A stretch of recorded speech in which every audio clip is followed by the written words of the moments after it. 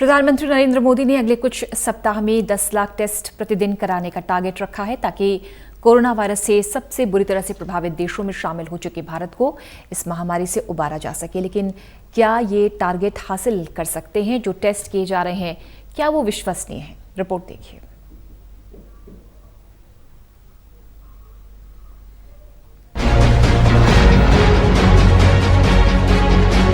देश में corona virus का आंकड़ा बढ़ता जा रहा है। हर 24 घंटे में कोरोना वायरस अपना खुद का ही रिकॉर्ड तोड़ता जा रहा है।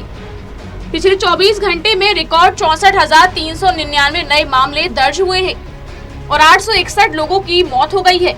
इसके बाद भारत में कुल संक्रमितों की संख्या 21,53,000 को पार कर गई है, जबकि शनिवार को 7,19,000 से ज्यादा टेस्ट हुए हैं। यानी कि जैसे जैसे टेस्टिंग बढ़ती जा रही है, रिकॉर्ड आंकड़ा बढ़ रहा है। लेकिन गौरतलब बात तो ये है कि प्रधानमंत्री नरेंद्र मोदी ने अगले कुछ हफ्तों में 10 लाख टेस्ट प्रतिदिन करने का टारगेट रखा है ताकि भारत को इस महामारी से जल्द उबारा जा सके। लेकिन क्या ऐसा कर पाना कहने जितना आसान है? और जो टेस्ट किए जा रहे हैं, क्या वे भरोसेमंद हैं? टारगेट पूरा करने की आपाधापी में किए जा रहे टेस्टों की विश्वसनीयता पर क्या भरोसा किया जा सकता है? गौरतलब है कि अगस्त की शुरुआत में भारत में करीब 5 लाख टेस्ट रोजाना हो रहे थे, यानी कि भारत में हर दिन हर 1 लाख लोगों पर करीब 36 टेस्ट हो रहे थे। इसके मुकाबले दक्षिण अफ्रीका में ये आंकड़ा 69, पाकिस्तान में 8 और यूनाइटेड किंगडम के लिए आंकड़ा 192 है। लेकिन सरकार इस आंकड़े को जल्द से जल्द दोगुना करना चाहती है ताकि हर दिन 10 लाख टेस्ट हो सके। पूरी दुनिया में सबसे आम PCR टेस्ट है, लेकिन भारत में ये सबसे महंगे हैं और इसका रिजल्ट आने में 1 दिन तक का वक्त लग सकता है। जिसके बाद अपनी टेस्टिंग क्षमता को बढ़ाने के लिए भारतीय अधिकारियों ने सस्ते और जल्द नतीजे देने वाले तरीकों का इस्तेमाल करने पर जोर दिया। इन्हें रैपिड एंटीजन टेस्ट कहा जाता है। रैपिड एंटीजन टेस्ट एंटीजन को अलग करते हैं। इससे 15 से 20 मिनट में नतीजा मिल जाता है, लेकिन ये टेस्ट कम विश्वसनीय होते हैं। कुछ मामलों में तो इनका एक्यूरेसी रेट महज 50% होता है। लेकिन ये टेस्ट केवल ये बताते हैं कि क्या आप फिलहाल संक्रमित हैं या फिर नहीं।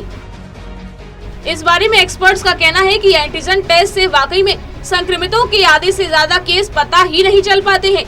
इससे पहले जारी गाइडलाइंस में भी कहा गया था कि किसी के एंटीजन टेस्ट का रिजल्ट नेगेटिव आता है और अगर फिर भी उसमें लक्षण दिखाई दे रही है तो उसे PCR टेस्ट भी कराना चाहिए। लेकिन उपलब्ध आंकड़ा बताता है कि एंटीजन टेस्ट में नेगेटिव आने वाले 1% से भी कम लोगों ने अपना PCR टेस्ट कराया और जिन लोगों ने ये टेस्ट कराया उनमें से 18% पॉजिटिव निकले। जुलाई के अंतिम हफ्ते में जो लोग शुरुआती टेस्ट में नेगेटिव आए थे, उन्होंने जब PCR टेस्ट कराया तो उनमें से 38% लोग पॉजिटिव निकले। इससे साफ होता है कि भारत में टेस्टिंग टारगेट को पूरा करने की आपाधापी में एंटीजन टेस्ट की प्रणाली को अपनाया जा रहा है, जबकि इसके नतीजे उतने विश्वसनीय नहीं है। एक्सपर्ट्स PCR टेस्ट को ही सबसे विश्वसनीय मानते हैं, लेकिन ये टेस्ट भारत में बहुत महंगे हैं, जिस वजह से लोग एंटीजन टेस्ट के रिजल्ट को ही फाइनल मान लेते हैं, जिससे कई संक्रमितों का तो पता ही नहीं चल पाता है। यानी कि साफ है कि जितना आंकड़ा आ रहा है वो इससे भी कहीं ज्यादा हो सकता है और बेहद खतरनाक हो सकता है।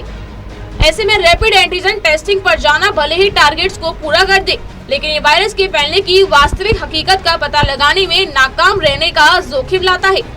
इसके लिए जरूरी है कि लगातार PCR टेस्टिंग भी होती रहनी चाहिए। Special desk, total news.